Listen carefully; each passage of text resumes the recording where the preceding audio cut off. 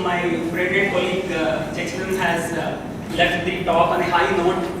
So I hope I will try to keep the pace there and I will not bore you. So I basically work at the crossroads of Indian philosophy and computer science. So I am not a dancer. I only listen to various things about dance from my friends like Jay and other art forms like painting from Singh, sculpture from Shajil, etc. So like Jay had said just a while ago, we all discuss these things by being on the same page, though we all have kind of different backgrounds. So as the details of this workshop would have been probably circulated to you either in electronic form and we hope it will also be circulated to you in hard copy form. The first session is basically an introduction which actually is speaking about the formal rigor and rationality in Indic thought and how it is manifested in various art forms. Because most of the traditional Indian art forms, they are very formal, both in their syntax as well as semantics. Some of you might have heard this term, some of you might not have, but actually they stopped at a very good point, language, which I'll get into. Every language has both syntax and semantics. The order of the letters, the sequencing of the letters, etc. I'm coming to that, that's what I'm saying. The sequencing of the letters and so on, that is syntax, and the meaning which it communicates is the semantics portion. Actually, we usually think of language as a communication tool, which is a very shallow way of understanding language. Language is, like you were saying, even language is actually a knowledge system. It's not just a tool. Many times we wonder, many of us might have heard many languages are disappearing, many spoken languages which don't have script, they're disappearing. So it's a bad thing. Someone might say, how is it bad? If I don't speak in English, I'll speak in Hindi. If I can't speak in Hindi, I'll speak in Malayalam. It's only a way of communicating. If not this language, I'll use some other language. How does it matter? No. If languages disappear, it is like knowledge systems disappearing. Because language is a way of thinking about the world. There is a nice quote by some philosopher, I can't remember the name right now. It says, the fate of thought is linked to the status of language. So thinking and language are extremely connected to each other. You can't detach one from the other. You can't say, I will think of, say, Indian culture in English. It's difficult. One may try to train like that, but it needs many more generations of working out English to discuss Indian concepts. That's the problem which comes whenever we translate many Indian concepts into English. There is no proper translation for the word like dharma. There is no proper translation for many Sanskrit words in English, many Indian words in English. But we just say dharma is duty, responsibility, nothing. There is no, even right now you can try thinking, what is the best word for dharma? Nothing, we can't get anything. All these are shallow translations, or better to say improper translations or incomplete translations. In fact, not just being incomplete, sometimes they can actually be misleading. That's what happens when you translate from one to the other. So, in that sense, language is very important. And as Jay was speaking a while ago, verbal language is only one kind of language. There are many non-verbal languages. All of gestures are a kind of language. Painting is a kind of language. Sculpture is a kind of language. They are all forms of expression as well as encoding some knowledge. Some knowledges can be better encoded in some languages than others. That is why languages are important. So language, though it has a form of its own, which is syntactic, it comes very closely knitted with semantics, which this language is better equipped to encode than other languages. So some knowledge forms or some knowledge portions are better encoded in dance than painting. Some other portions are better encoded in painting than sculpture. So every form, you call it art form or you call it language, whatever it is, they are different ways of encoding something. You are encoding an emotion or you are encoding an object, you are depicting some event, you are narrating some story, whatever it is, you are encoding. I can write Ramayana in a text, or I can enact Ramayana in a dance, a theatre, or I can paint Ramayana, some episodes, I can sculpt Ramayana, some characters. All these are different ways of encoding. Now, we need to know how to decode them. That technique we have lost. So whatever, say, age-old artworks which are available to us, they are coming to us in an encoded form, but now we have lost the key to decode them. So we are decoding them at a very superficial level. So, next slide. So, I am trying to make a point here that, like, again, whatever Jay said and my thing, they're only continuation. There is no difference between what he said and what I am saying or I am going to say. So there will be kind of repetition or extension of what he has said.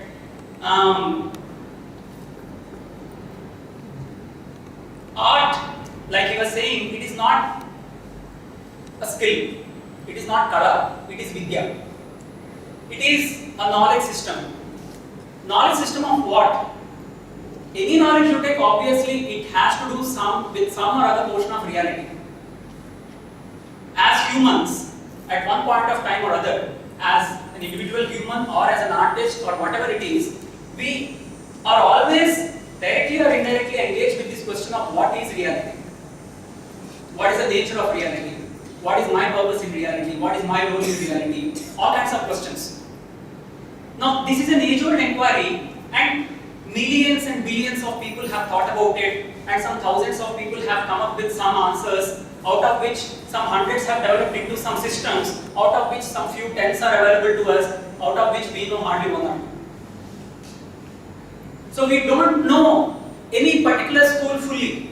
We don't know any particular thought fully. We take something from this school, we take something from that school. The words we use them in a very, most of the time, not every month, not every time, but most of the time we use words casually. We use words in a very laid-back sense, which is actually a kind of a sin. Every word comes with a lot of history, a lot of weightage, and that history needs to be respected. For instance, many words, even in Sanskrit, many words which come in plays or scripts, whatever they are, we use them randomly, like when we say Atman. Atman is not a standalone word. Atman has different interpretations in different schools. Are you speaking about Atman the way Advait school speaks, or Vishishtadvait school speaks, or even in the West, the way Descartes speaks, or Leibniz speaks, or Newton speaks? Which sense of Atman you are speaking of? When we say Paramatman, Jivatman, one of the schools in India speaks of Paramatman and Jivatman, not all schools. There are schools which don't even accept Atman, like Buddha school. They don't accept Atman, but still they can explain life, death, rebirth, all kinds of things. They accept rebirth, but they don't accept Atman. How? It's so difficult. So, when we use a word, from which standpoint are we using that? Which perspective are we using that? Particularly many Indian arts, almost all Indian arts, they have a very strong connection with inquiry into reality. So, like Jay was saying, right now we are focusing more on the technology portion, more on the, I would say, like syntactic portion. Right now we are more worried about does a noun come after verb or verb comes after adverb or something like this. We are not really looking at the grammar of the meanings which these words are trying to communicate. We are only looking at the grammar of the literals or letters. When we get stuck here, after some time this grammar will lose its importance. Instead of putting this word here, I can put some other word. Because what made these words come in this sequence, the answer to that you will not find among words themselves. You have to go outside the realm of words. That is in reality. Only then you will find answer here. So by staying within the realm of words or letters or that particular language syntax, you will not find answer for that syntax why it is the way it is. You have to go outside the realm of syntax into a semantic realm to find answers for the syntax. So right now our focus is completely on syntax and we have forgotten the relation between this syntactic form and the semantic form. There is a formal we'll come to, because the term formal has been used many times in the previous session, and so I will slightly elaborate on that, because this workshop is entirely about formal way of looking at things. What is formal? I'll just come to it in a while. So, what is reality is an age-old inquiry, and different people have come up with different kinds of answers. But we think art is one of the best forms of inquiry into reality. The major purpose of art, if at all one can say a purpose, one can use the word purpose, it is mostly about inquiring into reality, which also includes inquiring into oneself, one's own nature, nature of reality, what is the relation between me and reality. All these questions are part of it. And it's not a one-way thing. It's not like first I know reality, then I encode it in art, or it's not like first I practice art and then reality is revealed to me. It's a dynamic process. The more reality is revealed to you, the better your art becomes, the better your art becomes, the more reality is revealed to you. So it's a two-way lane, not just a one-way lane. So every knowledge system has multiple portions. It is dealing with the subject, and that subject is expressed in a way. That expression is usually what we call as language. That is like a syntactic portion. The content, what is being expressed, is like the semantic portion. Now, in whatever art forms we are discussing, each one of them has its own syntactic portion as well as semantic portion. The syntactic portion of painting is the strokes and shapes. The semantic portion is what is the object which is revealed to you in the painting. Are humans revealed to you, houses revealed to you, or some other beings are revealed to you in the painting. Similarly, in dance, our body is the matter on which a lot of movements ride. These movements are syntactic. What they communicate is the semantic portion. Right now, we are focusing more on the syntactic portion, how perfect my gesture is, how perfect my movement is. But what I am communicating, how perfect that communication is, that we are not really, that we are unable to do, because even I myself don't know what I am communicating. Most of the times, I am repeating what I learned. So the point is, we are working hard on the grammar of movement, we are working nothing on the grammar of semantics. That is the problem right now in whatever my understanding of little exposure to various art forms and discussions of arts we have among ourselves. Like earlier, he gave this example of Bali Vatha or Bali Vijayam, where there are deep questions which are being discussed. What is dharma? What is death? What is the form of death? What is the form of dharma? Unless I know this, how can I make a drama out of it?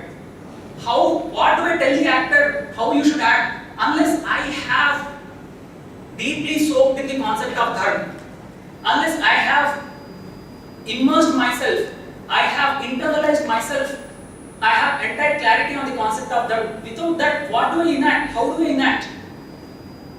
So these concepts are not being discussed now.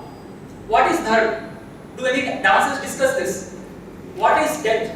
Or anything which one is enacting, or one is painting, or whatever it is, any artist, when they are enacting, when they have picked up a subject, every subject has some concepts. And when there are complex concepts, there are conflicts. Like there is a dharma sankat. There is a dharma sankat between Ram's action and Wali's action. How does one resolve this? These are deep questions. And artists cannot say, get away from that saying, okay, some philosopher will think about it and he will tell me the answer and I will enact it. No. It is as much responsibility of an artist as the author of Ramayana.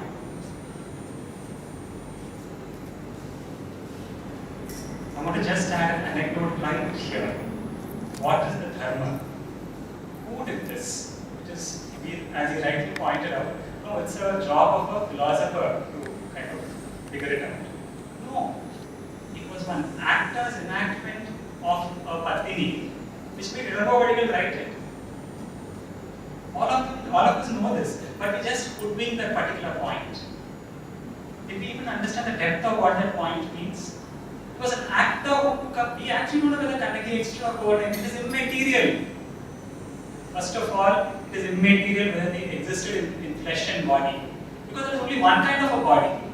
There are multiple bodies in this culture.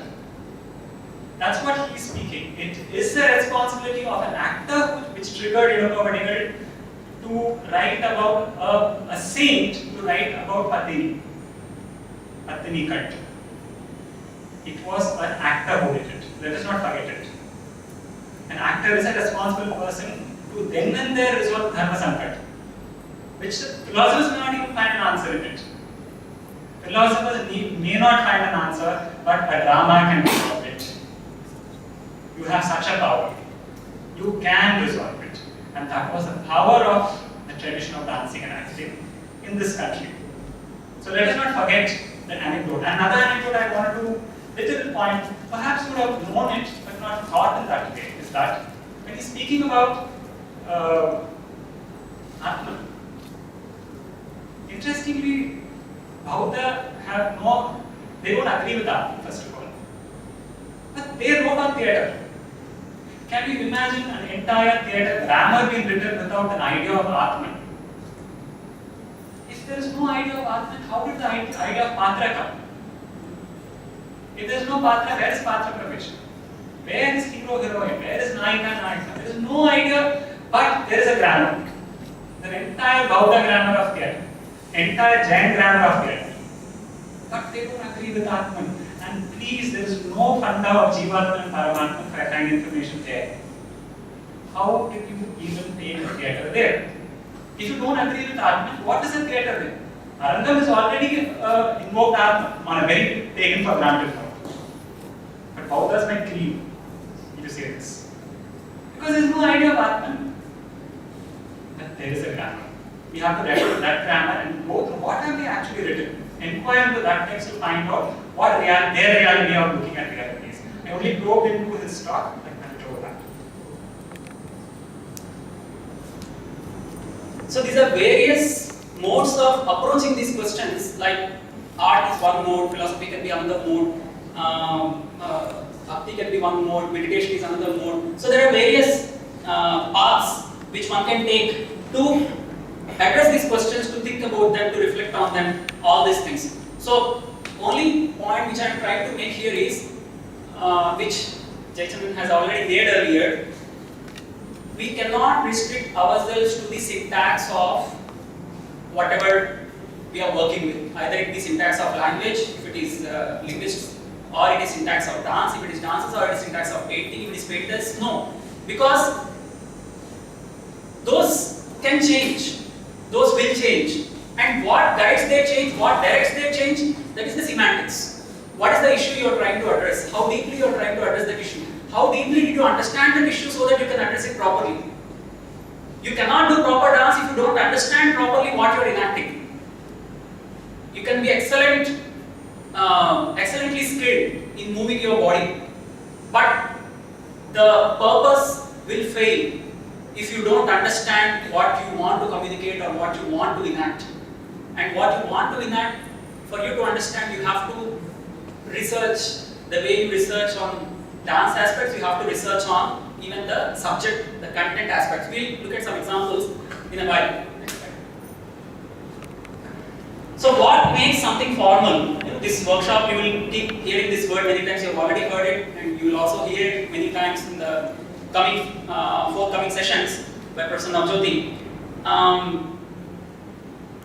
Usually we use these terms formal and informal, like okay, be formal, wear formal dress, and if you are informal, you are not dressed up according to the occasion. These kind of things. Formal is like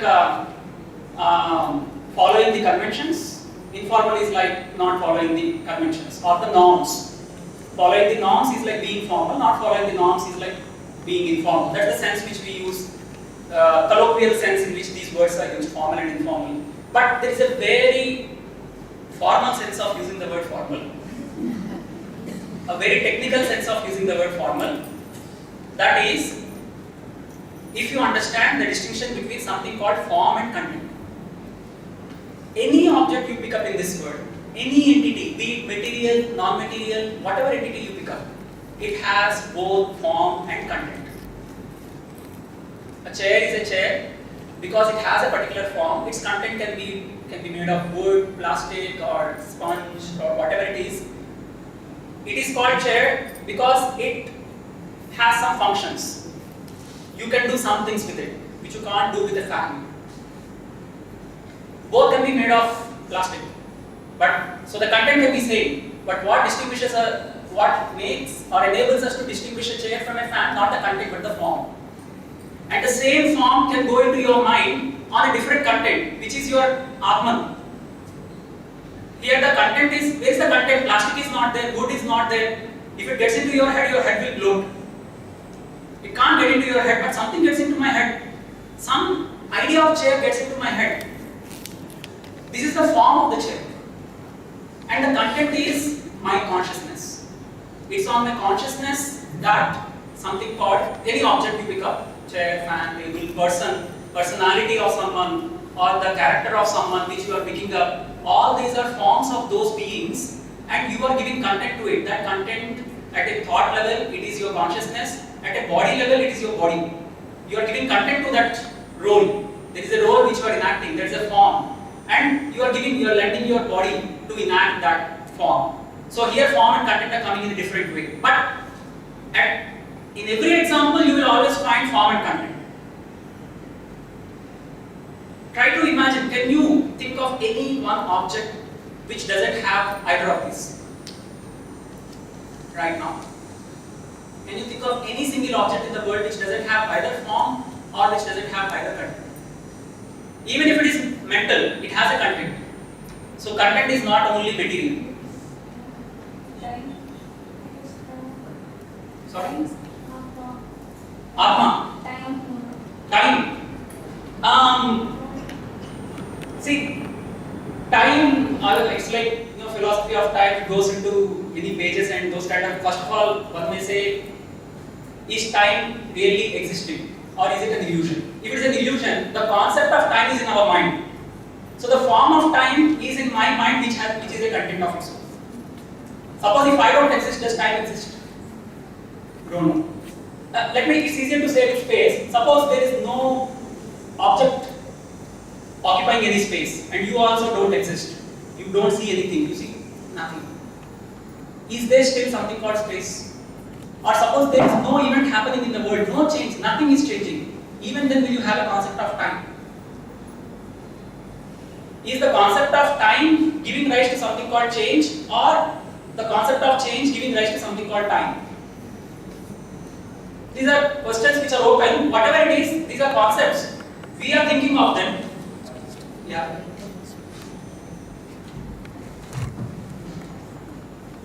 Not many of us may be familiar. The exact sentence what he made is the basis for the argument of an idea called Kala Pramana. Kala Pramana is not maintaining one time period in a given composition. Please, that is a very, very shallow understanding of it. Pramana is an instrument of knowledge, and Kala being not to realize it. Because Kala and Kshetra is space. In one way look at it, and we think there are other words to it. He would come later, but these are extremely formal arguments already being done in various schools of philosophies and various formal grammars to understand space and time as very different entities. As he rightly said, is it even an illusion? And one of the biggest illusions is time is linear. One of the biggest jokes ever written is time is linear. Because no time scientist will agree that time is linear. And there are bigger debates whether time exists or not. There are technical arguments which this soil has already resolved. Having said that, because the way what he said as form and content of time It's already been, that's what he said, there are pages and pages of things which have already been columned, it's already been discussed. If we get into almost into it, then it's very interesting to understand why did we arrive upon idea called Tata? Why this country was, why did we even get into this business of Tata? Is it an artificial cosmetic thing? Or is it something to do with? Anyway, that's a bigger debate. One phrase I have to say, that the entire cosmic time so far we have done. We have exhausted till whatever we trace back. You can also fill it with one Aritada Artham. I don't know whether you're getting what I'm saying. The entire zillions of seconds and unmeasured seconds, it's not infinite time. Much deeper. It is not infinite time. It's another, it's huge amount of finite time we have exhausted on this earth. And that can be compounded into one Aritada Artham. If you want to make a composition, that composition what is called time today, perhaps. You want to give a parallel to it. You said finite time and infinite time. So, I mean, if time itself is an illusion, how do you know whether it's finite? Yeah, one way of saying is the chain of events finite or infinite? In turn, time, which is illusionary, can be explained in terms of events which are real. So that question translates into chain of events. Did the first event, is there a first event? Or you can't trace something called first. So like scientists say Big Bang is when the universe started. They say that's when time and space have started. There are different schools which look at, some say finite time, some say infinite time, anarikala, all kinds of things are there. But in spite of taking time as illusory, one can answer this question by translating it into a question about events. See, let us not make this a physics question. In the sense, let us not understand this as a physics question and say that does not belong to my syllabus as a dance or music. Dancers have discussed these issues. Singers have discussed these issues. Musicians of this country, this particular greater India, have discussed a pivotal issue called karma. It is not restricted only to so-called what we today call as physics. They have discussed this, and we have gone so much away from that discussion that it seems too alien to us. That is what a pivotal point we have to understand. They have discussed theory of origin. It's not that only Big Bang theory exists. There is parallel theories, far more complex theories than Big Bang exist. The principle of origin and principle of ordering is essentially discussed in Natya. Principle of origin and principle of ordering, which you would come back. But I'm telling you, it is not someone's syllabus to discuss. It is pivotally us, musicians, dancers, sculptors, architects, painters, and artists of India who first explored these ideas. I would just like to mention an anecdote here by one of the philosophers, Augustine. He said, if someone asks me what is the time, I can tell them. But if someone asks me what is time, I can't tell them. So, time is something, again he himself gave a kind of a definition. Time is something which tends not to be. Which always slips, never stays. That is the defining nature of time, if at all one wants to define time. You can never catch it. The moment you caught it, it had moved. So you can never say, I caught time. So time is that which tends not to be. So again, one can get into that.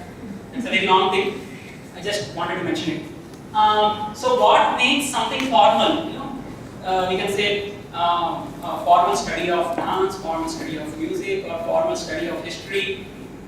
What makes something formal is based on the question of what is the form of an entity. So formal here is discussed in the context of discussing forms of objects, forms of whatever is the subject of inquiry. It is in that sense the study of it becomes formal. We'll see some examples, so that will make you more make the my answer more clear to you. So form and content, both things are there. But form can be somehow detached, not physically, but mentally. I can abstract the form of an object and then get it to my mind. And it is only with these forms that I work. These forms I give a different body. In fact, you will see origin of Chitralakshan, Professor Navjyoti will cover origin of painting and origin of dance in Natya Shastra, and origin of painting, he will touch a text called Chitralakshan. You will actually understand what those stories are actually intending to do. They are not just some stories, some characters meeting, they are deep formal aspects encoded in the narrative. It's not just a story which just happened between a few characters. These are formal issues which are encoded properly in the narrative, so that narrative has to be decoded formally. That is what some instances of it, some flavor of it you will get in this workshop. So, yeah, we'll see that next. So we'll look at 4 examples of formal way of looking at things in these 4 domains. Kind of. So the first one is like language. What can be an example of formal way of expressing something in language? One of the best examples is given in a text called Nirukta by Yaska. He was a grammarian even before Panini. Nirukta is like etymology. So he actually gave a Nirukta or etymology of a particular word called Manushya. Manushya tasma matva karmani sivyanti. So who is a man? Matva karmani sivyanti, which means one who stitches actions after meditation, after thinking. This is the definition of a man he has given. See, usually if someone asks what is a man, there are various answers. Even different philosophical schools have given different answers in the West, in the East. Like if you ask Descartes, he says man is a thinking being. That's why he made a statement, I think, therefore I am. You might have heard this statement, I think, therefore I am. Descartes came to the conclusion. He in fact concluded that he exists after proving that he is a thinking being. It's not the reverse. It's not like first he decided, okay, there is someone called I exist, now what am I? I am a thinking being. No, he did the reverse. Do an entity called I even exist?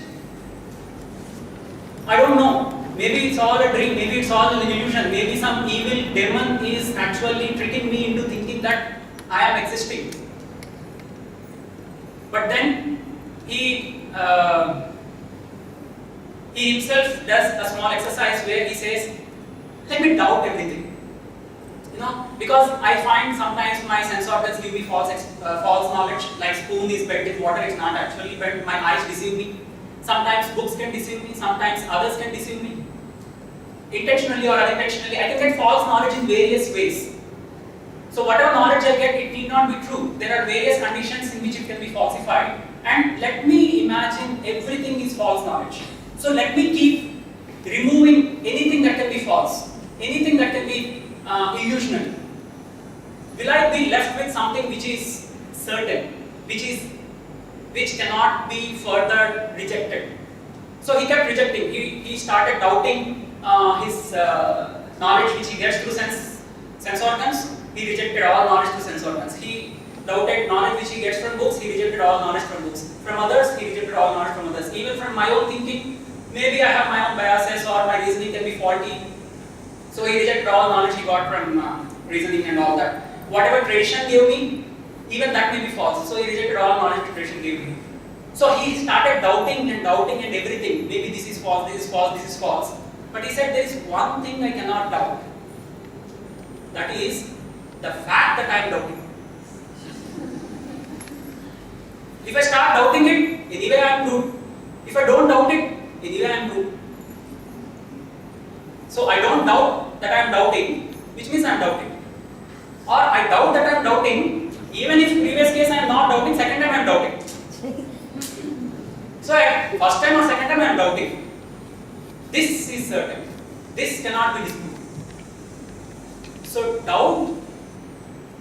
doubting is certain, doubting is happening, and doubting is a form of thinking. And thought cannot exist in thin air, in mid-air.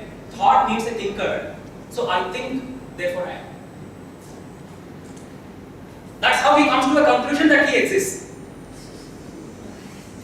So it's not through experience that he concluded that he exists. It's through reasoning he concluded that he exists. So there are various things. So he gave a definition of man. So man is a thinking being. Aristotle gave a definition of man. He said man is a rational animal. He is an animal with reason. That is man. Different people give different definitions of man. One can just define man like saying, okay, someone with 2 hands, 2 legs, who can walk. These kind of definitions also one can give. But can we capture the essence of man? That's what all these people are trying to do.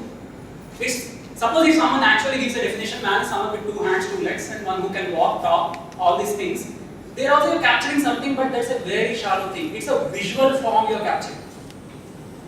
There is also a form, some formal aspect you are capturing, but that's a visual form. But man or human cannot be reduced to a visual form. There's something more than that. They have thought and they have thoughts, and then they can act. This is the essence of humans. They can reason, they can imagine. All these constitute the concept of being a human. So this conceptual understanding of a human is what we call as formal understanding, which means you have captured the form of what it means to be a human. That is a formal reading of human. So Manushya is one excellent example. Particularly, you see, classical languages are called classical because the words are so rich. They can give us so much information. Just if you look at the word, you get so much information which non-classical languages don't have. Like our professor gives this excellent example of Darvish. You all know Darvish, that they keep rotating at a given point. The Turkish dance where they wear long hats and they keep rotating at a point. He says that is not a dance for expressing, or that is not a dance for communicating. It's between me and God. So he says when they do that, after some time, they go into a kind of trance. It's as if a link is created from Khud to Khudai. This Khud to Khudai, you just look at the words Khud and Khudai. Khudai is like God. Khudai is God. Khudai is godness. But this God is not an empty black box. Now God is given a kind of a meaning that God is nothing but selfness. Khud is myself. Khudai is selfness. So, just by looking at the word for God, you also came to learn many things about the entity called God. So, classical languages, many words are such that by doing a linguistic analysis of the word itself, you are arriving at a conceptual analysis of the object which it is pointing to. But if you take a word like God, G-O-D, that does not tell us anything about the entity called God. You need other sentences, other words to explain, to describe that. But can I just look at the word and know something about that object? Classical languages are full of such words. Manushya is one such. Khudai is one such. Urdu, Persian, these are also classical languages. So, Greek, Latin, all this. English is a mixture of many of these things. So they are very formal. Words are very heavy. They actually tell us the culture. So Khudai is like Persian culture. In Sanskrit, there is another term. Again, within Sanskrit, it is a term which comes from one particular school of thought, which is called Vishishtadvaita. That term, the term given for God is Bhagavan. According to that, Bhagavan means it is an entity. We don't know it is male, female, even anthropomorphic image we can't give to that. We can't imagine it's like a old man with a long beard. No, nothing like that. It is an entity which has 6 features, where Ba, Ga and Va, each one of them are referring to 2 gunas, subgunas. It is an entity which has 6 subgunas, and An means negative, no durgunas, absence of any durgunas. So an entity which has 6 subgunas and absence of any durgunas, that is God. Now this is a different conception of God, which is different from Khudai, which is different from Christian God, which is different. So these are different conceptions of God, and by looking at the words, you are getting their culture. How does this culture think about God? How does this culture think about God? How does that culture think about God? You look at the words. Words are great repositories of storing a culture. That's why literature is a great repository for knowing a culture. So words can't be taken lightly as just communication devices. They tell a lot about the culture in which they are born. Just I want to break here and point to the same point what you said about the life. From the self to the selfness. There is no difference between this and someone was, if imagine, sometime way back, we don't know when this happened, this argument happened. How do you bring about the idea of God or this kind of a godness into dancing? Some gesture scientists were thinking about it, and someone said, yes, if the swar, from the swar, self, Swami is born, swar, Swami, Sambandha. From the self, the selfness, that particular God is born. That's what just now he said, could say goodbye. Henceforth, someone created a gesture that swar. How many of us know for Shikara, thumb pointing inside the chest is self. From the self, the Swami is born. Swa. பழைய கை எல்லாருமே பாருங்க பழைய கை சேர்ந்து யாரும் சுவாமிக்கு இப்படிலாம் பண்ணதே கிடையாது. ஸ்வான்னு சொல்லும்போது உடம்பு படையும். And from the self, he is born out. You don't know who he is. Even if it is he. Even if he or she are, நமக்கு தெரியாது. But it is one thing I very clear is it is born out of the self. That's the only thread of torchlight we have in the darkness. எங்கிருந்தோ இங்க பார்க்கல. இங்க இருந்தா அத பார்க்கணும். இங்க இருந்து தான் with your sensory organs you are looking at reality and inquiring called God. நமக்கு தெரிஞ்ச ஒரு விஷயம் அது என்னல இருந்து பிறக்குது. சோர்ஸ் அது, டெஸ்டினேஷன் எனக்கு தெரியாது. Destination is still an argument. Fine. அதனால அந்த particular argument சோர்ஸ் எனக்கு தெரியும், டெஸ்டினேஷன் எனக்கு தெரியாது. It is a kind of a continuous journey னு சொல்றத ஒரு ஜெஸ்டர்ல காட்ட முடியுமா? 10 பேர் உட்கார்ந்து 100 பேர் 1000 வருஷம் டிஸ்கஸ் பண்ணிருக்கோம். அதுல இருந்து வந்த ஒரு முத்து தான் இந்த கை. Yeah, extremely formal way of saying what is Swami.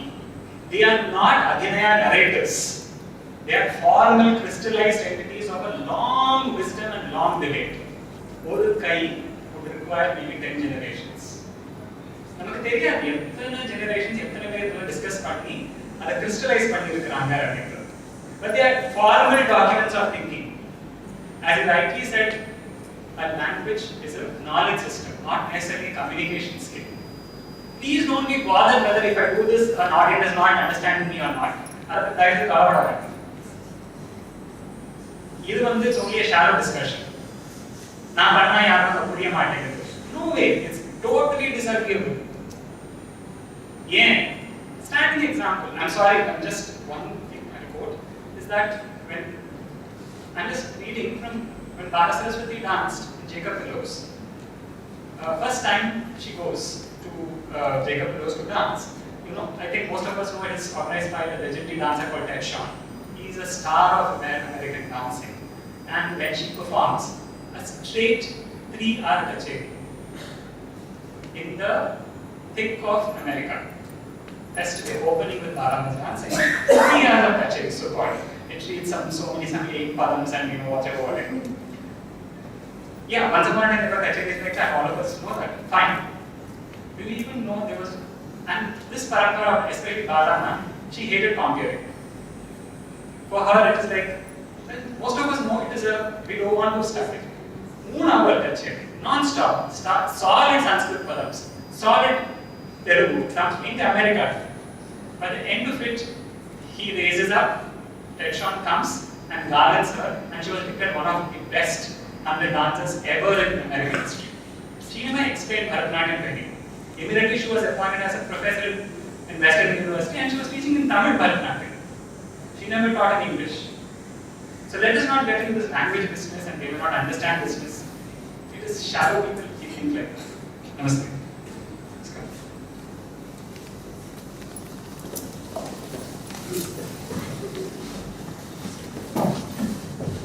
We continue with the examples. We move to the next example, which is a formal example from narrative. Like some of us might have heard this already, or some of us might not have. But see, the narratives, if you actually look at them, they are very neatly packed They are systematically encoded knowledge systems. Actually knowledge systems. They are not just narrative or drama or something like that. They are deep knowledge systems which are put into a narrative. So it's like there again some encoded forms of knowledge which we need to decode. Now, Dasharatha, what does that name mean?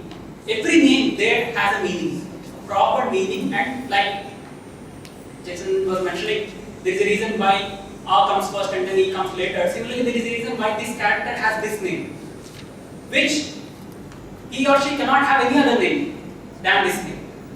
So Dasharatha, one of the meanings of Dasharatha is that we may say, okay, he is someone who owns 10 chariots, but it doesn't make sense. How does a king own only 10 chariots? Such a poor king he is. That doesn't make sense, no? What do those 10 chariots mean? Or some say it is 10 chariots, or some say it is a chariot with 10 horses. So the horse, Ashwa, is sort of hidden there. Ratha is said. So Dasharatha means one who rides a chariot with 10 horses. So one of the interpretation or reading of it is that that chariot is nothing but our body. And what are the 10 horses? The Pancha Jnanendriyas and Pancha Karmendriyas. And who is the rider? The internal sense organ called Manas. So Dasharatha is nothing but Manas. And it is Manas which guides the body, which itself is taken forth by the horses called sense organs and motor organs. That is Dasharatha. Now, who is Dasharathi? Rama. But in this analogy, what does Rama become? Like Dasharatha becomes Manas, horses become sense organs and motor organs, Ratha becomes body. No. Now again, I have to come to that. From which school we are speaking now? Buddhi in Sankhya means different than Buddhi in Vaiseshik. Manas in Vaiseshik is different than Manas in Sankhya. There is a Manas in Vaiseshik also, there is a Manas in Sankhya also. Sankhya, whatever 25 tattva's we know, Mahat, Buddhi, Ahankar, Manas, Panchatanmatras, Panchagnanendriyas, Panchakarmendriyas, all these things, these classification, Manas comes at one particular position there in the hierarchy. In Vaiseshik, Manas comes in one position. So, but in almost all schools or all interpretations of, again in Ramayana, there are various commentaries. There is an Advait commentary, there is a Visishtadvait commentary, there is a Dvait commentary. Different interpretations of same text called Ramayana, like we know there are different interpretations of the text called Bhagavad Gita. And the Prasthanatrayi, which is Gita, Upanishads and Brahma Sutras. The interpretations or the different renderings or the different readings of the same Prasthanatrayi gave rise to different schools which we know today as Shankaradvait or Ramanuja's Visishtadvait or Madhvacharya's Dvait. They picked up the same text, but they looked at those same texts entirely differently. Now that does not mean out of all these texts which one is the true interpretation, which one is the true reading. No, that is an invalid question. Everything can be equally true. Everything is a full-fledged, consistent system within itself. In that sense, Advait is equally true, Dvait is equally true, Visishtadvait is equally true, Bauddha is true, Jain is true, Vaiseshik is true, Nyaya, Sankhya, Yoga, Mimamsa, all these are completely true systems of one entity called reality.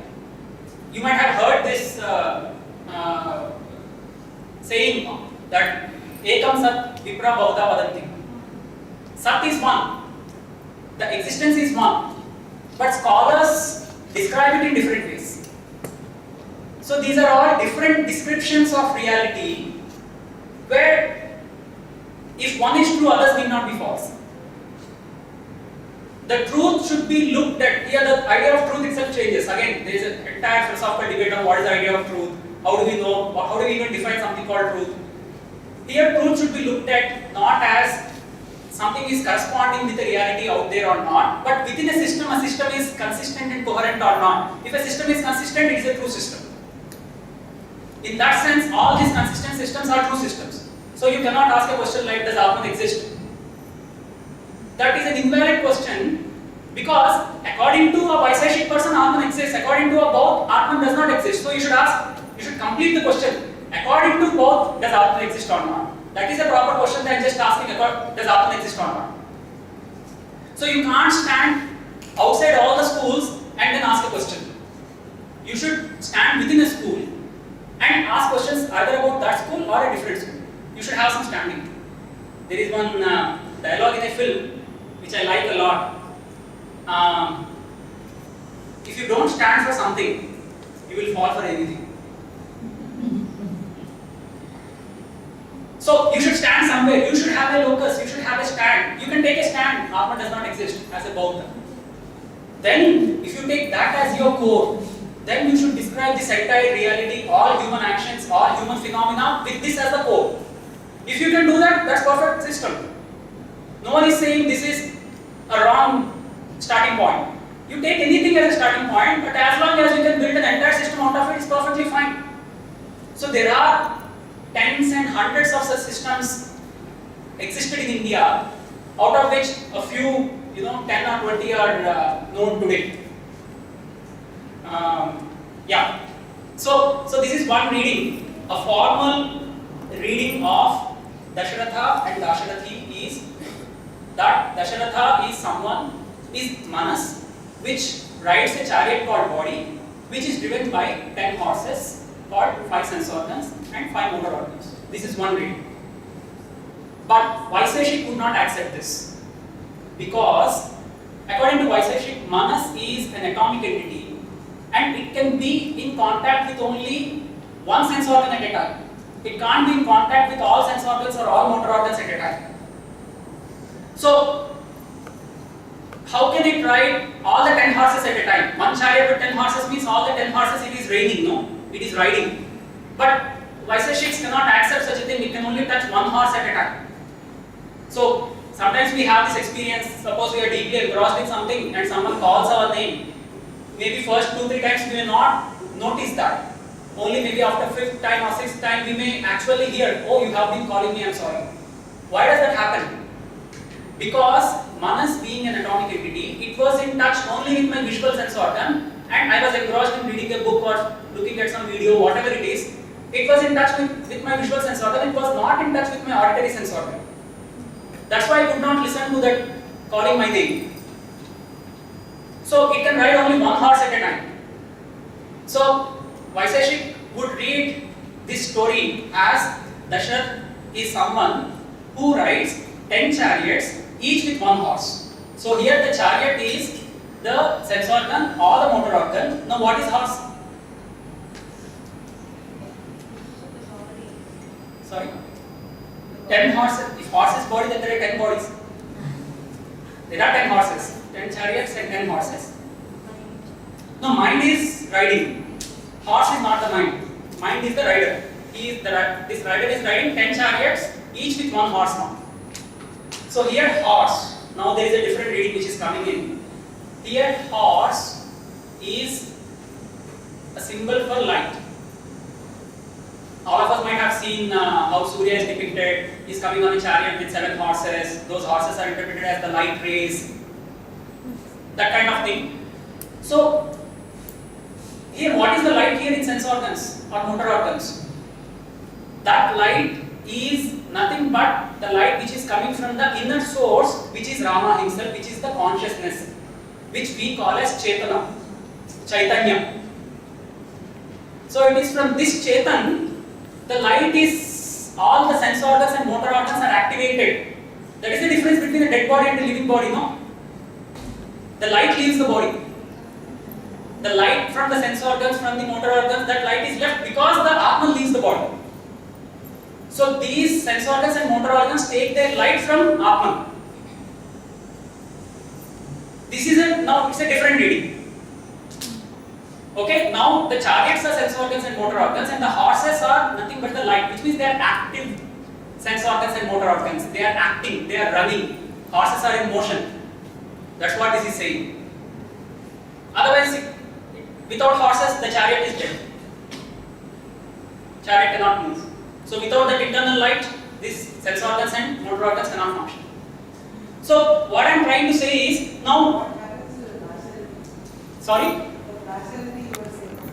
Yeah, Dasharathi is Rama, and Rama is, in this analogy, he is Atman.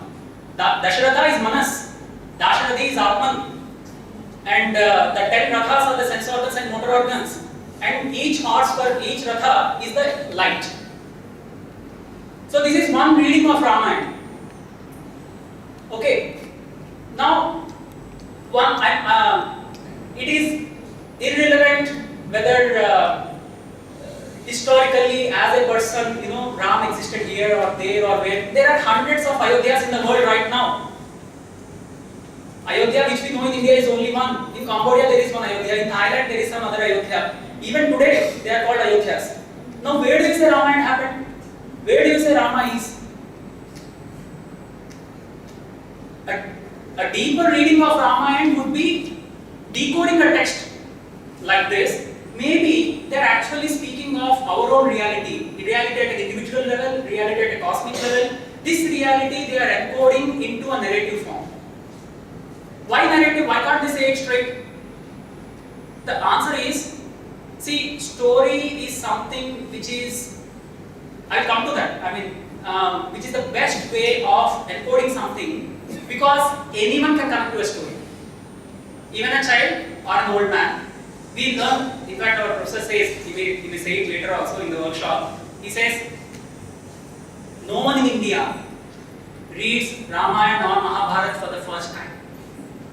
Because by the time you open the book, you would have already heard those names somewhere. You would have already said, Arey, you are like Bhima eating a lot. Or you are like Arjuna very focused. Somewhere you have heard these names already.